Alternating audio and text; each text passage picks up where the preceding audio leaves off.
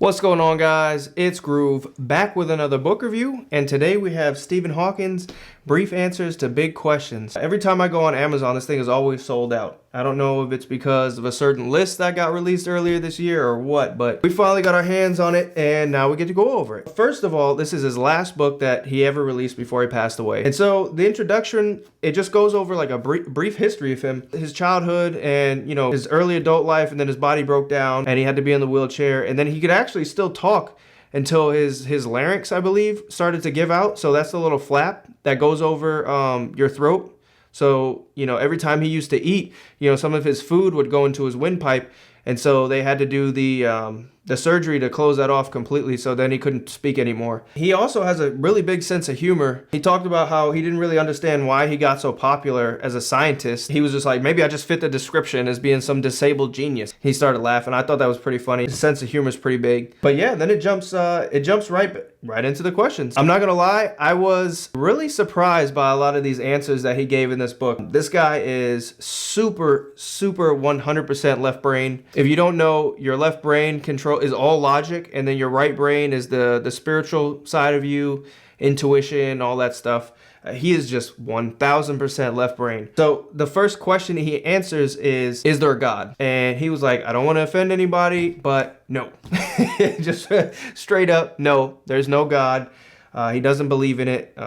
He says science proves otherwise. He believes when you die, you just turn to dust, and this whole thing just happened on accident. You carry on your genes through your kids. That's how your name gets carried on. But other than that, nothing happens to you. You don't go anywhere. Nothing. You just turn to dust. And that goes into his second question. It's like, well, there's no God. How did this all begin? He believes in the Big Bang Theory. That one day, the universe just exploded.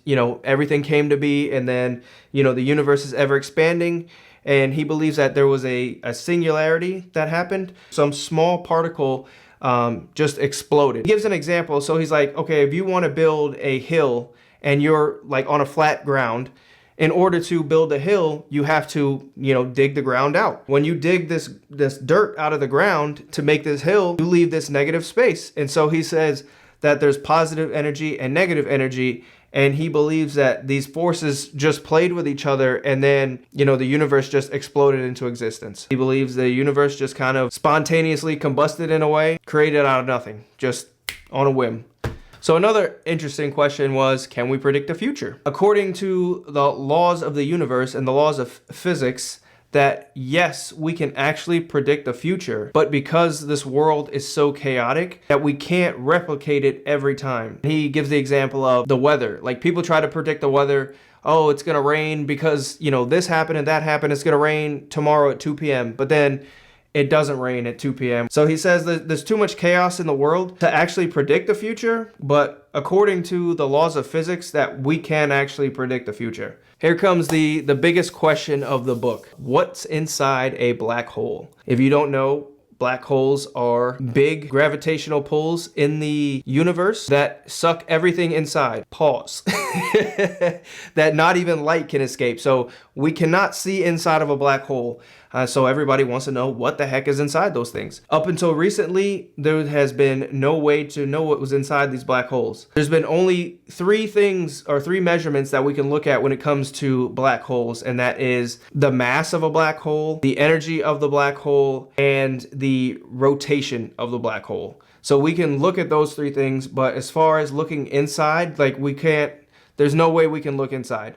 Until recently, he said him and a few of his colleagues in 2016, they found something else that the black hole emits that possibly can show inside the black hole. This thing that they found is called, they call it the super translation charge. If you've ever looked at a black hole online, you'll see that it is like a ball of black mass, and then there's like a white outline to it, and it goes off to the sides. He said on the very edge of that white line, which is called the event horizon, that is where that new charge is. By studying this, we will be able to see what's inside the black hole and see what type of, particles or elements or what's in the center of it. But as of right now, we can't see what's inside, but he believes that we will in the future. The next question is the most interesting to me, which is time travel. People have asked him about time travel. We have discovered something called string theory. Now, I'm not gonna say I know what string theory is, but And he doesn't really go into much detail in the book about it as well. But because of string theory, we have been able to recognize that there are 11 dimensions that we can measure. So we live in 4 of them. So of course, we're on the 3rd dimension, and scientists say that the 4th dimension is time and space. So there are 7 dimensions that we cannot see or measure. So he says the first 4 dimensions are flat planes, and he says the next 7 are curved or warped dimensions. And so when it comes to time travel, he says he believes that in the future we may be able to play with these higher dimensions that will allow us to time travel back into the past. So here comes the interesting part to me. He says if we ever do discover time travel, that he hopes that there will be chronological laws in place so you don't go back and kill your parents.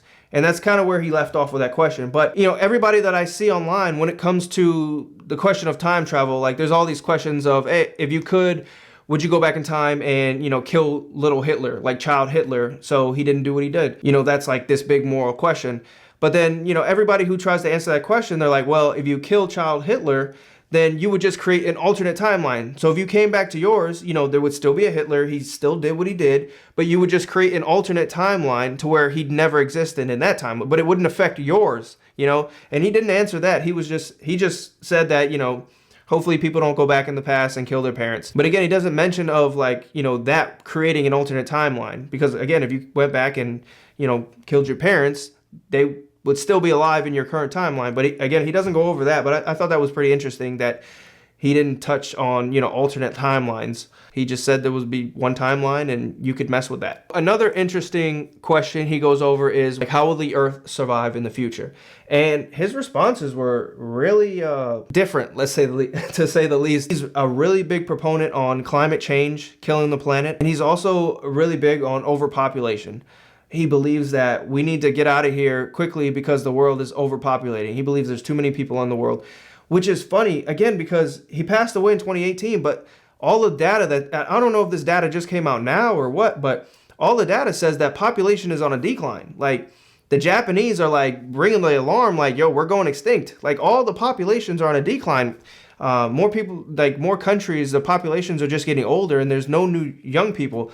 So for him to sit there and say that the world is becoming overpopulated, all the current data says the opposite. You know, he's a big believer on climate change that's going to kill the planet and we need to stop driving gas cars. And again, because of overpopulation, we need to get out of here fast. And not just a China versus US. He says the entire population on the planet needs to come together so we can work to become a spacefaring civilization. Another big thing with that Earth survival question, he goes into DNA. Scientists today don't understand how DNA came about. It's this thing that we're all made out of today. Like, intelligent life on this planet happened because of DNA, and nobody knows where it came from, how it came about. And it wasn't even discovered until 1953, which is crazy. Like, that's so recent. And he talks about how, you know, people have talked about how, like, did aliens drop us off? And again, he's very logical in his thought process, and he believes like an asteroid hit the Earth millions and millions of years ago that had the DNA on it, and that over millions of years we just evolved from, you know, single cell organism to multiple, you know, cell organism to fish to mammals to monkeys to humans. So that's his thought process on how we got to where we are. He's super, you know, down the evolutionary theory on that one. So the last question, how do we shape the future? And he's really big on kids of the future becoming, you know, more science-based. He said more people need to go down the scientific route and not be influencers. Now, he didn't say that part, but everybody just wants to be an influencer today. But he says more kids need to go down the scientific route, because with technology and science, it's getting more advanced more quickly.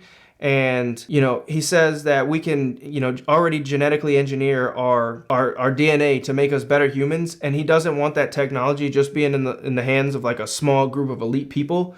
And so he wants like more people to get involved in the sciences, so the masses of humanity doesn't get left behind. He believes that we need to get the heck up off of this planet because it's being overpopulated and we're just sucking up all the resources. Pause. But yeah, that was pretty much it for this book. Again, it took me a while to get this thing. It was a decent little read. I enjoyed it. I enjoyed his thoughts. I didn't really know much about his past and everything like that, which was nice to hear, and his thought process on everything and a bunch of questions and stuff like that. And again, he's a very humorous guy. You know, again, a lot of people think the wheelchair and the robotic voice makes him not human, but he's very, of course, obviously he's intelligent, and he's a very humorous, just regular guy. He likes cracking jokes and having fun and stuff like that. But yeah, that's pretty much it for this one. Hit a like and subscribe for the algorithm if you haven't already, and I'll catch you guys in that next one. Peace.